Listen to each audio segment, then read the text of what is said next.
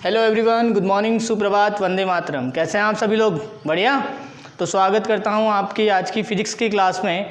Last lecture यानी lecture number 16 के अंदर अपन ने क्या स्टडी किया था? अपन ने स्टडी किया था कि जो सेलों का जो समांतर क्रम संयोजन है उसके बारे में अपन ने इन्फॉर्मेशन कैलकुलेट की थी, डेरिवेशन किया था और एक न्यूमेरिकल मैंने आपको करवाया था। ठीक है, आज का लेक्चर जो है वो एक नए टॉपिक यानी वो उसी इलेक्ट्रिक करंट का जो लास्ट लेक्चर होगा, आज लगभग ये कंप्लीट कर दूंगा मैं। तो आज अपन लास्ट यानी जो इलेक्ट्रिकल पावर और इलेक्ट्रिकल एनर्जी क्या होता है उसके बारे में अपन इन्फॉर्मेशन कैलकुलेट करेंगे। तो मैं आपको सबसे पहले वैद्युत ऊर्जा क्या होता है और वैद्युत शक्ति क्या होता है इनके बारे में बताऊंगा। तो वैद्युत ऊर्जा, इलेक्ट्रिकल एनर्जी, विद्युत ऊर्जा भी बोलते हैं और वैद्युत ऊर्जा भी बोलते हैं, दोनों का मतलब एक ही होता है। इलेक्ट्रिकल कह सकते हो आप, इलेक्ट्रिक भी कह सकते हो, इलेक्ट्रिकल एनर्जी। वैद्युत ऊर्जा क्या होता है? वैद्युत ऊर्जा यानी वैद्युत ऊर्जा किसे कहेंगे? किसी निश्चित समय में विद्युत वाहक बल के स्रोत द्वारा किसी निश्चित समय में विद्युत वाहक बल के स्रोत द्वारा विद्युत धारा प्रवाह के अंदर किया गया कार्य वैद्युत ऊर्जा कहलाती है। किसी निश्चित समय में, मैं बोर्ड पे लिख रहा हूँ, ठीक है, आप देखिएगा, किसी निश्चित समय में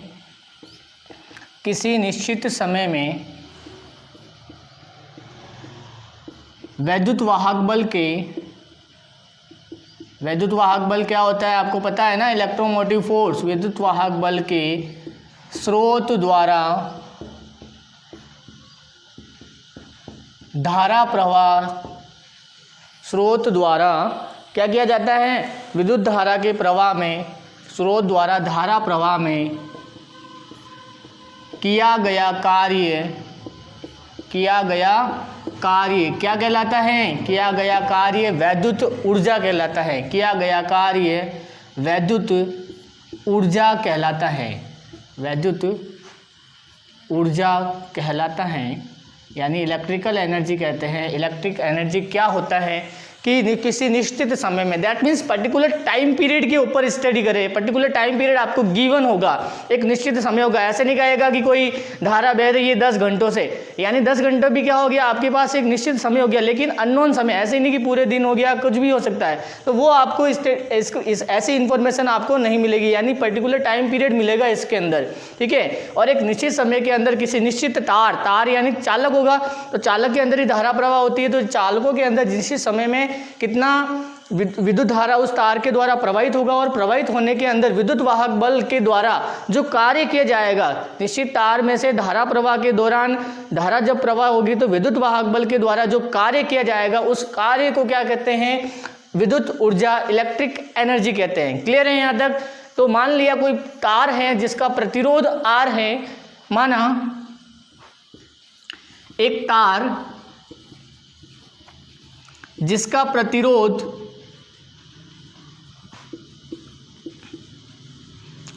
क्या होता है? कैपिटल R, और इसमें प्रवाहित विद्युत वाहक बल, इसमें प्रवाहित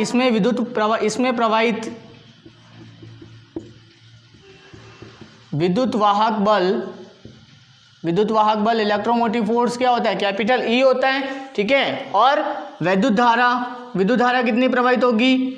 विद्युत धारा कैपिटल I प्रवाहित होती है, ठीक है। कैपिटल I विद्युत धारा प्रवाहित होती है। तो किया गया जो कार्य होगा, तो किया गया कार्य कैपिटल W होगा, ठीक है, यही होगा ना, कैपिटल W। तो कुल आवेश की गणना, कुल आवेश इक्वल्स टू क्या होता है? एक फॉर्मूला मैंने आपको डेरिवेशन बताया था, आई थिंक लेक्चर नंबर 4 या 3 के अंदर मेरा लेक्चर नंबर आवेश की गणना नाम से मेंशन होगा, आप उससे देखिएगा। तो कुल आवेश इक्वल्स टू क्या होता है? टोटल चार्ज, जिसे कैपिटल Q से डिनोट करते हैं। क्या होता है? धारा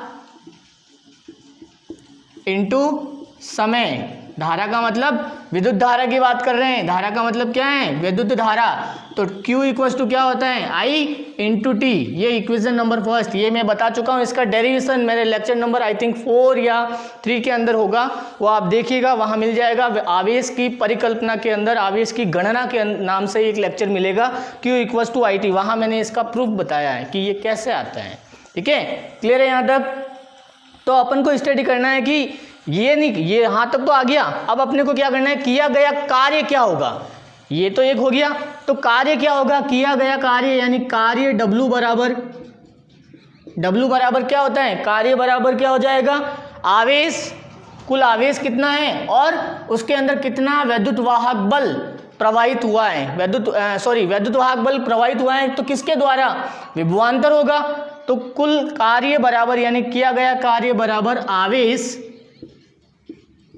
इंटू विभवांतर, आवेश इंटू विभवांतर, दैट मीन्स आवेश यानी Q, विभवांतर यानी V किसके इक्वल हो गया, W equal to QE, equation number 2, समीकरण नंबर 2 हो जाएगा। ठीक है, अब ओम के नियम से we know about Ohm's law, what is the information of Ohm's law, Ohm's law that means V equal to IR, we know that हम जानते हैं, what we know that the Ohm's law is statement is V is directly proportional to I, that means V equals to IR, okay.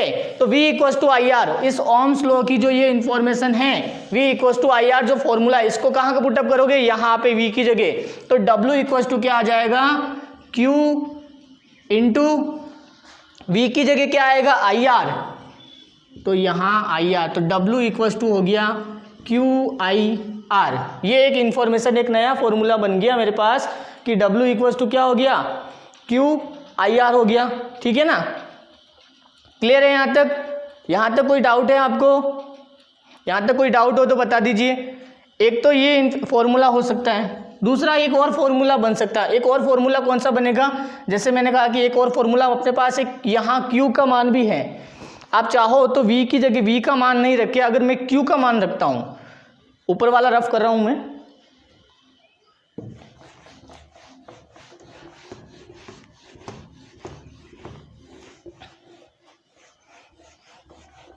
ये रहा समीकरण 2 में 1 का मान रख दो, एक फॉर्मूला तो वो अलग से बन गया, अपने को दूसरा फॉर्मूला डिराइव करना है, तो समीकरण 2 में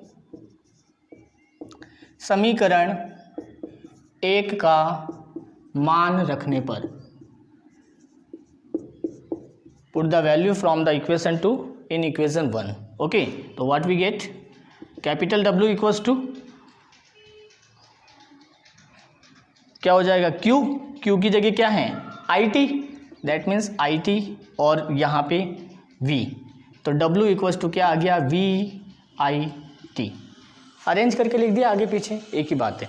तो W equals to VIT, V क्या है, W क्या है, वर्क, कार्य, V क्या है, वोल्टेज डिफरेंस, वोल्टेज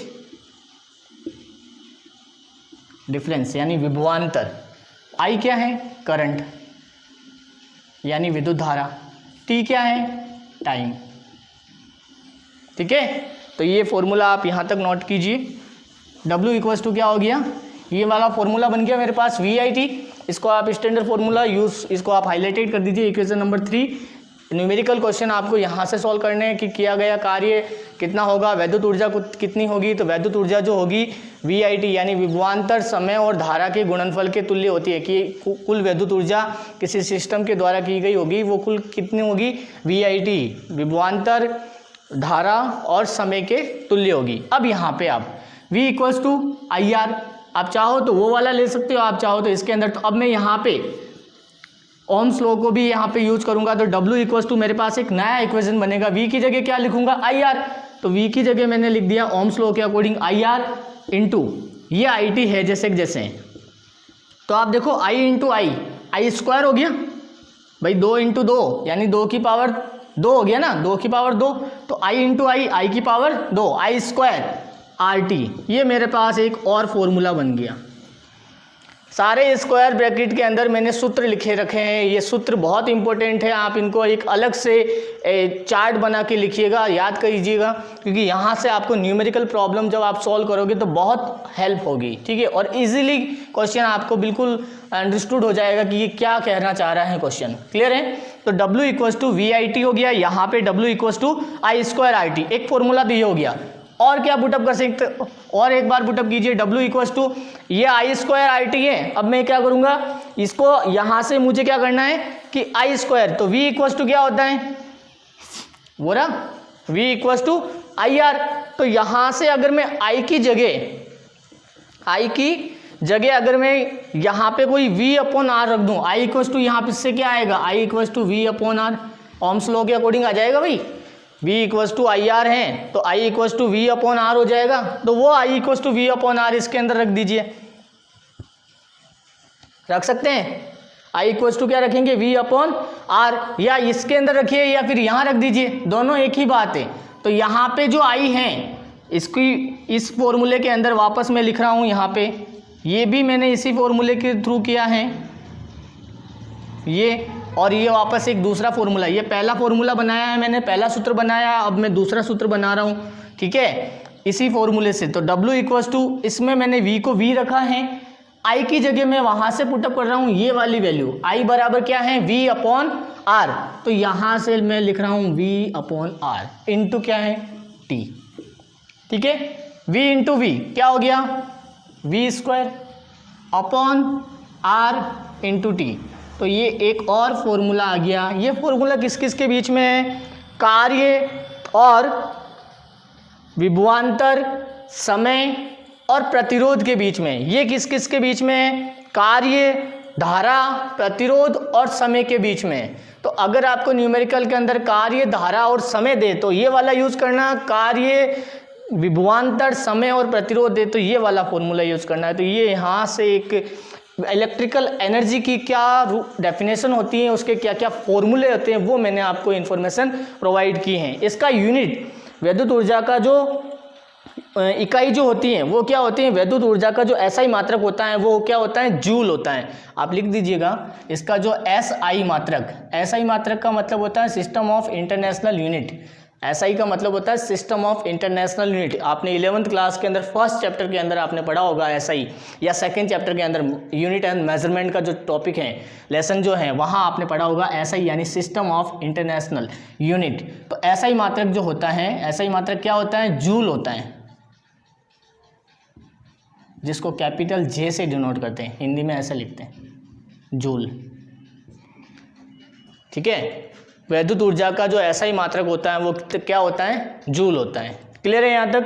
तो यहाँ मैंने अपने बता दिया है। अब क्वेश्चन अब है कि यहाँ पे W इक्वल्स टू VIT हो गया कि 1 जूल की डेफिनेशन क्या होगी, क्या है, परिभाषा क्या है, क्या मुझे चाहिए। एग्जाम में कई बार पूछी हुई है कि 1 जूल किससे कहते हैं। 1 जूल का मतलब जब इन तीनों का मान क्या हो जाए, 1 हो जाएगा, तो 1 इंटू 1 इंटू 1, 1 इंटू 1 इंटू 1 कितना होगा, 1 ही होगा। दैट मीन्स इन तीनों की वैल्यू कितनी होनी चाहिए, 1 होनी चाहिए। 1 कैसे होगी, देखो 1 कैसे होगी, यानी यदि परिपथ के अंदर विभवांतर 1 वोल्ट हो, उसमें प्रवाहित होने वाली धारा 1 एम्पियर 1 सेकंड तक प्रवाहित होती है, तो उस परिपथ के द्वारा किया गया कार्य या विद्युत ऊर्जा 1 जूल हो जाएगी। किसी विद्युत परिपथ के अंदर 1 जूल की डेफिनेशन लिख रहा हूँ मैं, है ना, 1 जूल की परिभाषा बहुत बार एग्जाम में पूछी हुई है। 1 जूल की परिभाषा बताइए, और करना कुछ नहीं है, जो फॉर्मूला है अपने पास, W इक्वल्स टू क्या है, V, I और T।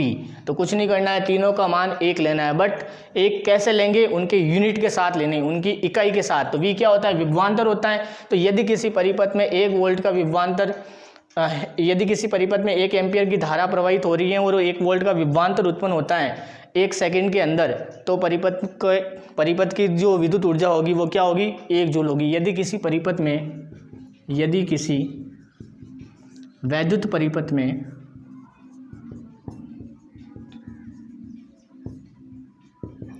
1 एम्पियर की विद्युत धारा प्रवाहित होती है,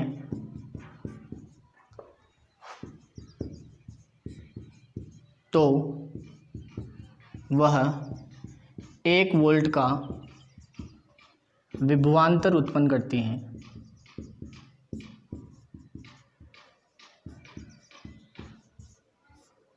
विभवांतर उत्पन्न करने में 1 सेकंड का समय लेती हैं, तो परिपथ द्वारा किया गया कार्य अर्थात वैद्युत ऊर्जा 1 जूल होगी। ये डेफिनेशन आपको लिखनी है, कहीं भी रट्टा नहीं मरवाया है मैंने, ठीक है ना, याद नहीं, रट्टा नहीं मरवाया है, ध्यान रखना। मैं सारी चीज़ें ऑथेंटिक करता हूँ, टू द पॉइंट करता हूँ, रटने के ऊपर मेरा 1% भी मेरा प्रोसीजर नहीं है, ठीक है ना। सारी चीज़ें मैं आपको ऑथेंटिकली करके दिखा रहा हूँ कि किस तरीके से आपको फॉर्मूले यूज़ करने हैं, किस तरीके से इनका डेरिवेशन करना है, किस तरीके से इनको डिनोट करना है, किस तरीके से इस फॉर्मूले को लैंग्वेज फॉर्म के अंदर एक्सपेंड करना है। ये सारी चीज़ें मैं सारे प्रोसीजर में आपको बता रहा हूँ, ठीक है ना। तो रट्टा नहीं मारना है, समझना है बात को कि कहना क्या चाहता है कि W इक्वल्स टू 1 जूल, यानी 1 जूल की डेफिनेशन क्या होगी, 1 जूल कब आएगा, यानी जब मैं इसको 1 × 1 × 1 एक को मल्टीप्लाई करूंगा तो 1 आ जाएगा। इसका मतलब ये V क्या होता है, विभवांतर, यानी विभवांतर का मात्रक वोल्ट होता है, तो 1 वोल्ट होना चाहिए, धारा 1 एम्पियर होनी चाहिए, समय 1 सेकंड होना चाहिए। तो उसी चीज़ को मैंने क्या किया, यहाँ पे लैंग्वेज की फॉर्म में लिख दिया। क्या लिखा है, यदि किसी विद्युत परिपथ में 1 एम्पीयर की धारा 1 सेकंड तक प्रवाहित होती है तो वह 1 वोल्ट का विभवांतर उत्पन्न करती है। परिपथ है, परिपथ के अंदर विद्युत धारा प्रवाह हो रही है, प्रवाह होने से क्या होगा, 1 वोल्ट का जो पोटेंशियल डिफरेंस है, विभवांतर है, वो डेवलप होगा। दैट मीन्स क्या होगा इससे कि इसको डेवलप करने के लिए जो टाइम है वो कितना रिक्वायर्ड है, 1 सेकंड आपको गिवन है कि 1 सेकंड के अंदर इतनी विभवांतर में इतनी धारा प्रवाहित हो जाती है। तो उस समय जो इनका जो प्रोडक्ट होगा, यानी कितनी वैद्युत शक्ति होगी, कितना किया गया कार्य होगा, वो क्या होगा, यहाँ किया गया कार्य या विद्युत ऊर्जा, वैद्युत शक्ति नहीं, वैद्युत ऊर्जा 1 जूल होगी। क्लियर है यहाँ तक। तो 1 जूल यहाँ पे कुल वैद्युत ऊर्जा हो जाएगी। ये तो मैंने 1 जूल की डेफिनेशन बता दी, ठीक है। अब वैद्युत ऊर्जा का जो अपन जनरली जो यूनिट यूज़ करते हैं वो कौन सा यूज़ करते हैं, किलोवाट घंटा, सुना होगा आपने। 1 जूल तो केवल एक आपके इंडस्ट्रियल या जब अपन कोई रिसर्च वगैरह या पर्टिकुलर कोई साइंटिफिक कैलकुलेशन करते हैं तो वहाँ पे यूज़ करते हैं, या एनर्जी को अगर डिनोट करना हो, 1 किलो कैलोरी हो गया, तो किलो कैलोरी भी जूल के अंदर फॉर्म होता है, 1 kilocalorie equals to 4.2 joule होता है, तो वो भी होता है। तो यहाँ वो इन्फॉर्मेशन अपने को नहीं लेनी है। तो व्यापारिक मात्रक क्या होता है, वैद्युत ऊर्जा का व्यापारिक मात्रक। ऑब्जेक्टिव क्वेश्चन जो अबसद्य वाले जो क्वेश्चन होते हैं वहाँ इस प्रकार का क्वेश्चन पूछ लेते हैं आपको कि वैद्युत ऊर्जा का व्यापारिक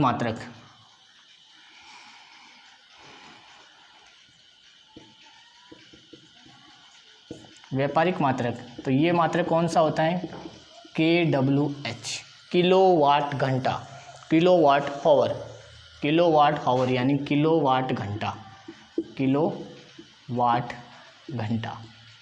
ये वैद्युत ऊर्जा का मात्रक होता है।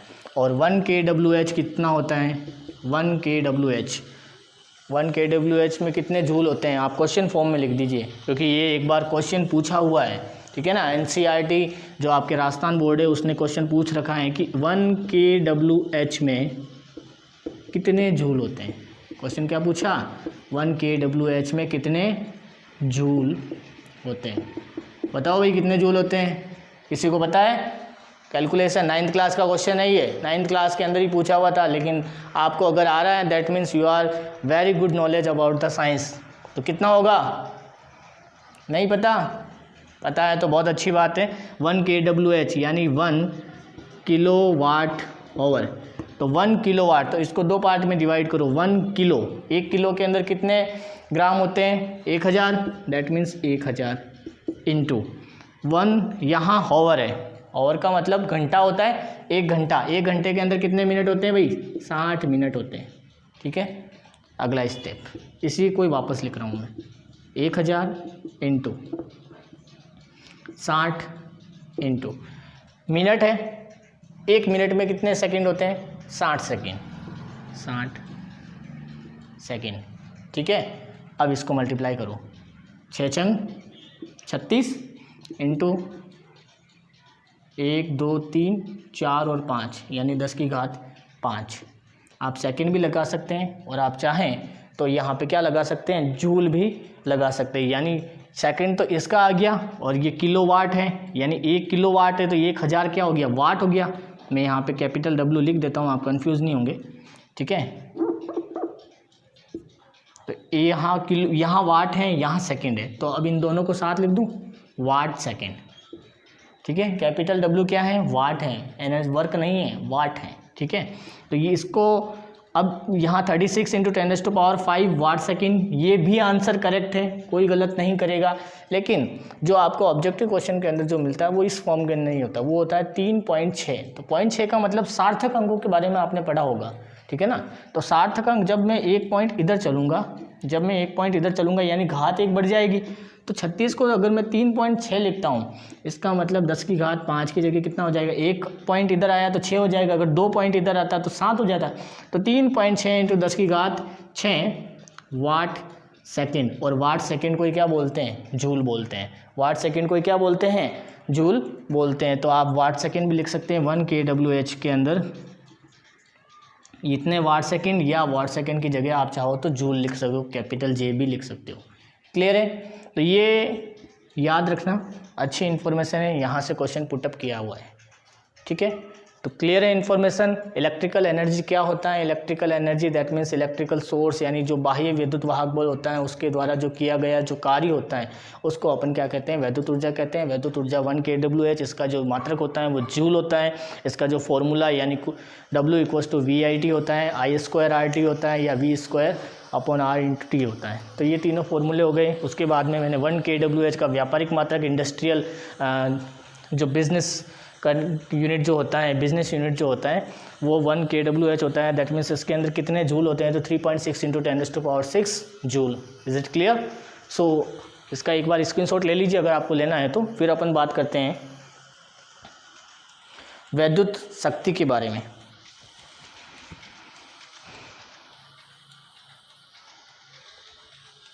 क्या होता है वैद्युत शक्ति,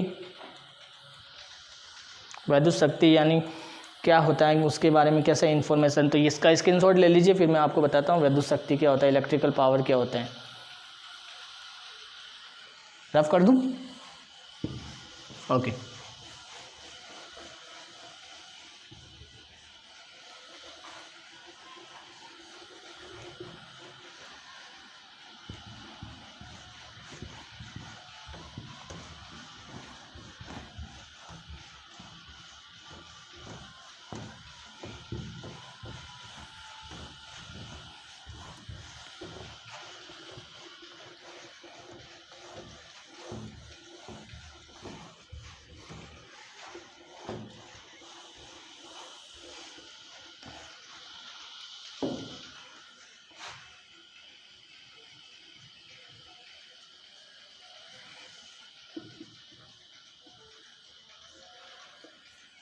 वैद्युत शक्ति, वैद्युत शक्ति क्या होता है, जैसे electric power that means tubelight, bulb वगैरह जल रहा है, किसके द्वारा जल रहा है, इलेक्ट्रिक पावर। अगर पावर ही नहीं होती तो क्या होगा, बल्ब ऑन ही नहीं होता है ना।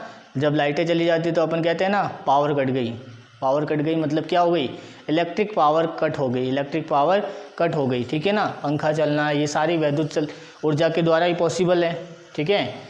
पानी का गर्म होना, हीटर जो आप यूज करते हो ताप टेम्परेचर को नापने के लिए, वो भी क्या है, इलेक्ट्रिकल एनर्जी के सोर्स है ना। और भी बहुत सारे सोर्स हैं, इलेक्ट्रिकल मोटर हो गया, जनरेटर जो हो गया, ये सारे कहाँ हैं, इलेक्ट्रिकल एनर्जी, इलेक्ट्रिकल पावर के ही सोर्स हैं। तो वैद्युत ऊर्जा क्या होती है, कार्य करने की क्षमता, कार्य करने की क्षमता। The efficiency of doing any work is known as electrical energy. The efficiency of doing any work it is known at electrical power, ठीक है ना। Electrical energy oblique electrical power, यहाँ दोनों का मीनिंग एक ही लेंगे, लेकिन इलेक्ट्रिकल पावर एक पर्टिकुलर मीनिंग आता है। तो कार्य करने की जो दर होती है, कार्य करने की दर, डेफिनेशन लिखिएगा आप, कार्य करने की दर कह दो या क्षमता कह दो, वैद्युत शक्ति कहलाती है।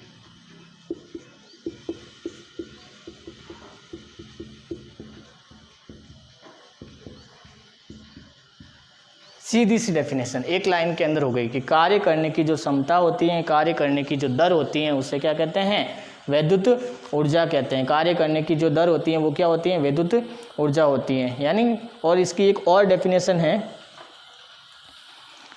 विद्युत वाहक बल के स्रोत द्वारा आवेश प्रवाह के अंदर जो किया गया कार्य होगा वो क्या होगी, विद्युत शक्ति होगी। एक डेफिनेशन तो ये हो गई, एक डेफिनेशन हो रही, विद्युत वाहक बल के स्रोत द्वारा, विद्युत वाहक बल के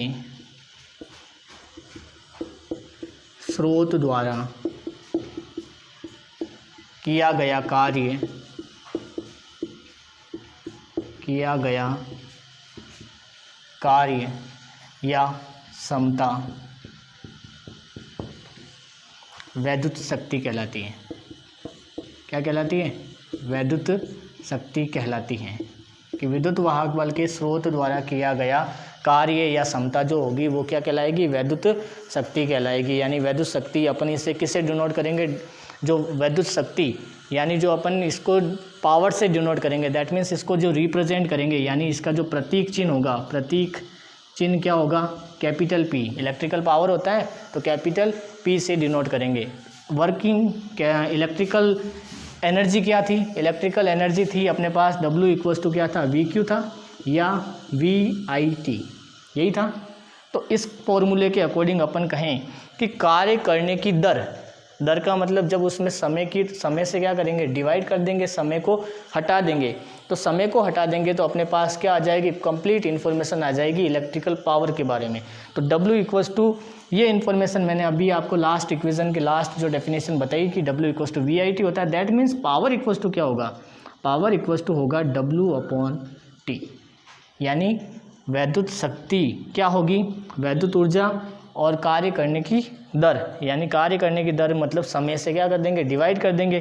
तो W इक्वल्स टू मेरे पास क्या था, VIT/T, T से T कैंसिल आउट हो गया, क्या बचा VI। ठीक है, तो P इक्वल्स टू क्या आ गया मेरे पास, फॉर्मूला पावर का क्या आ गया, VI। यानी शक्ति बराबर V क्या होता है, विभवांतर इनटू उसके अंदर प्रवाहित धारा यानी वैद्युत धारा। क्लियर है यहाँ तक। P बराबर VI और V इक्वल्स टू अब क्या होता है, IR होता है।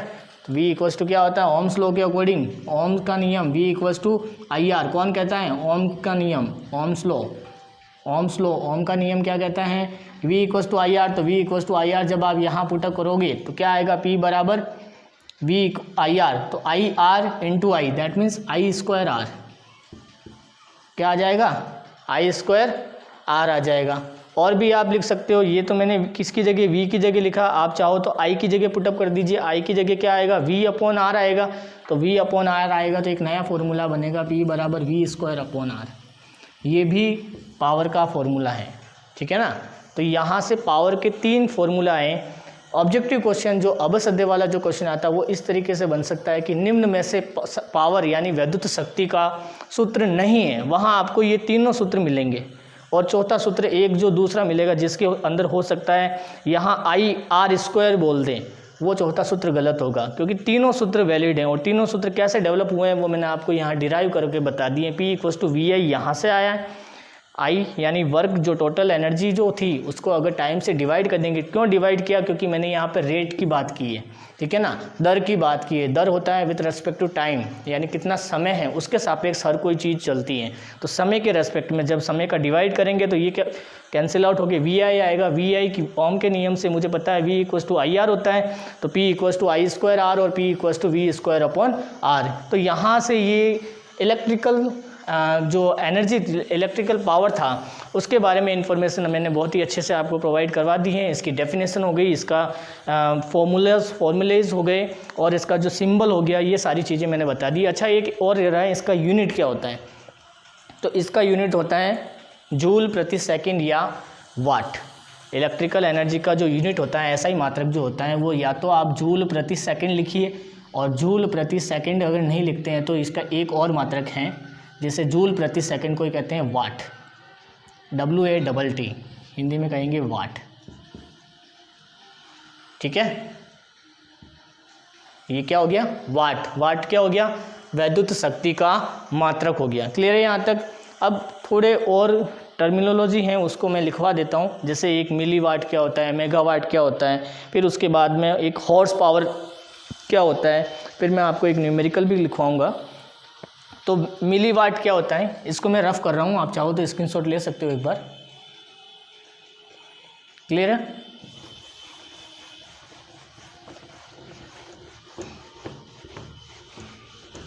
टू द पॉइंट लिखते चलना, इससे बेटर आपको नोट्स कहीं नहीं मिलेंगे। बहुत अच्छे से लिखवा रहा हूँ, अगर अब भी आप नहीं लिखते हैं तो फिर वो आपका हाथ में है, आपका करियर। ठीक है ना? फिर आप ऐसे नहीं कि मैं इतने अच्छे से आपको यहाँ मेहनत करके लिखवा रहा हूँ, अच्छे से यहाँ पे नोट्स वगैरह बना रहा हूँ, बोर्ड के ऊपर मैं खुद लिख रहा हूँ, ऑरली और यहाँ पे रिटर्न दोनों एक्सप्लेन कर रहा हूँ। क्लियर है? तो यहाँ मैं कुछ टर्मिनोलॉजी, जैसे 1 मिलीवाट आ गया। मिलीवाट को स्मॉल m से डिनोट करते हैं, कैपिटल M मत लिख देना। कैपिटल M अगर आपने लिख दिया तो वो मेगा को डिनोट करेगा। दूसरा है 1 मेगावाट। 1 मेगावाट, तो मिली का मतलब क्या होता है? मिली का मतलब होता है 10⁻³ वाट। ठीक है ना? मेगा का मतलब होता है 10⁻6 वाट। ठीक है, ये आप लिखिएगा 10⁻³ 10⁻+3। 1 किलोवाट की अगर मैं बात कर दूँ, 1 किलोवाट, किलोवाट का मतलब 10⁻³ वाट। -3 यानी मिली, इसको मैं और लिख देता हूँ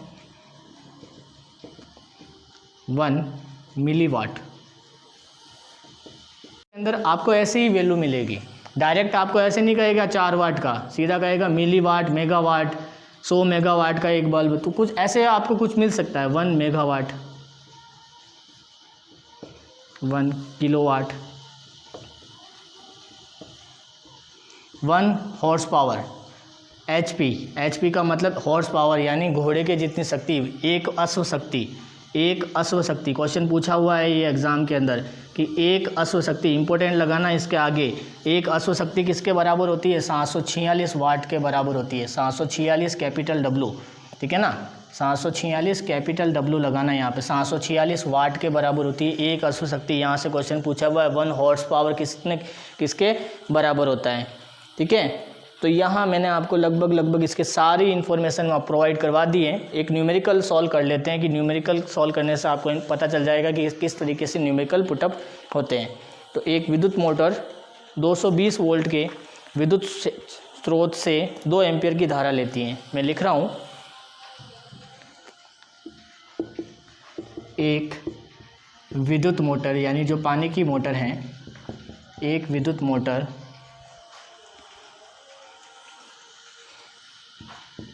220 वोल्ट के वैद्युत क्षेत्र से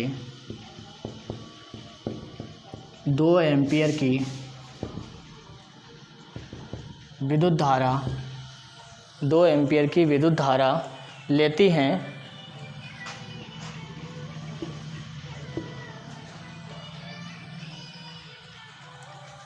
वैद्युत धारा लेती हैं तो मोटर की शक्ति ज्ञात कीजिए।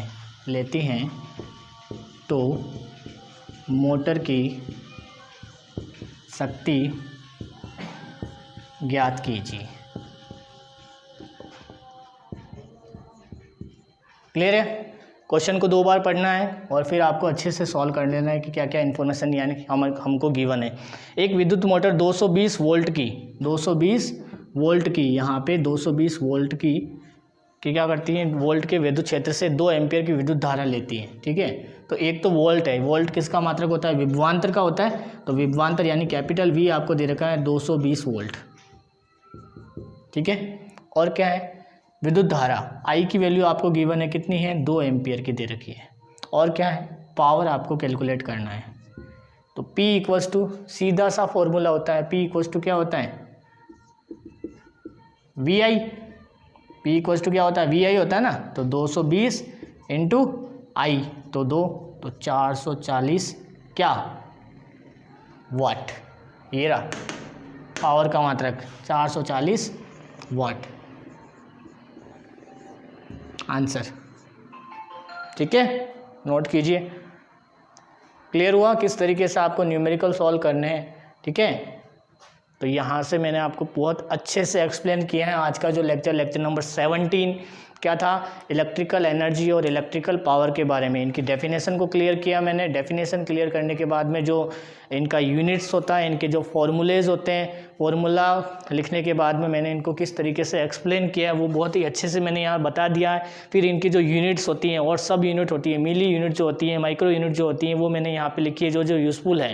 वैसे तो बहुत सारी होती हैं, एक पूरी टर्मिनोलॉजी होती है 10⁻⁻1 से लेकर 10⁻24 और +1 से लेकर +24, deci, centi, milli, micro, nano, pico, femto, zepto, yocto, ये बहुत सारी होती है जो आपने 11th क्लास के अंदर पढ़ रखी है 2nd चैप्टर के अंदर। ठीक है, तो आज का लेक्चर यहीं समाप्त करते हैं। ठीक है, I hope are you understood very properly. Lecture number 17 जो यहाँ पे एंड कर रहा हूँ, बहुत ख़त्म कर रहा हूँ। तो और ये इसी के साथ में जो अपना जो लेसन स्टार्ट किया था इलेक्ट्रिक करंट आज पूरा हो गया है। ठीक है ना, तो वैद्युत धारा यहाँ पे कंप्लीट होता है। इसके टोटल 17 लेक्चर अपलोड हो गए हैं। ठीक है, और अगर कोई प्रॉब्लम रही तो हो जाएगा। कंटिन्यूस फॉर्म के अंदर आप इसको स्टडी करते रहें। न्यूमेरिकल वगैरह सारे मैंने थ्योरी फॉर्म के साथ साथ ही सोल्व करवाए हैं, तो आप इनको अच्छे से स्टडी कीजिएगा। और भी अगर कोई प्रॉब्लम होती है तो आप कमेंट बॉक्स में शो कर दीजिएगा। Okay, thank you so much.